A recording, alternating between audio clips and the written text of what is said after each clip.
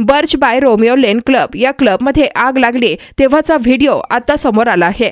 आग लागली तेव्हा डान्स फ्लोअरवर एक नृत्यांगना सादरीकरण करत होती। त्याचवेळी लाईव्ह ऑर्केस्ट्राच्या वरती असलेल्या छताला आग लागली। नाईट क्लबचा भटारखाना वरच्या मजल्यावर आहे, तर त्याच्या बरोबर खाली डान्स फ्लोअर आहे। वरती भटारखान्यात आग लागल्यावर डान्स फ्लोअरचं छत अक्षरशः कापसासारखं पेटलं।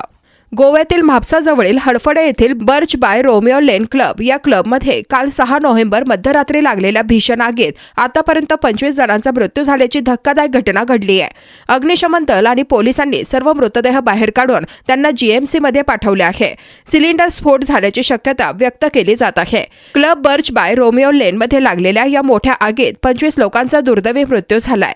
मृतांमध्ये 4 पर्यटक तर 14 जण क्लबचे कर्मचारी आणि उर्वरित 7 जणांची ओळख अद्याप पटलेली नाही। मृतांमध्ये 3 महिलांचा समावेश असून दोघांचा मृत्यू आगीत होरपळून तर उर्वरितांचा धुरामुळे गुदमरून झाल्याचे प्राथमिक तपासातून समोर आले आहे।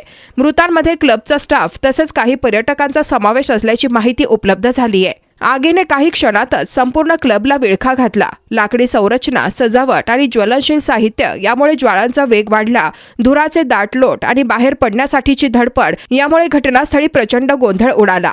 म्हापसा, पणजी आणि कळंगूट अग्निशमन दलाच्या गाड्यांनी तातडीने धाव घेत बचाव कार्य सुरू केले होते। स्थानिक नागरिकांनीही स्वयंसेवक म्हणून मदत केली। अनेक मृतदेह ओळखण्याजोगे नसल्याने त्यांची ओळख पटविणे अवघड आहे। सध्या पोलिसांनी मुख्य गेट बंद केलं असून क्लबच्या बाहेर मोठी गर्दी झाली आहे।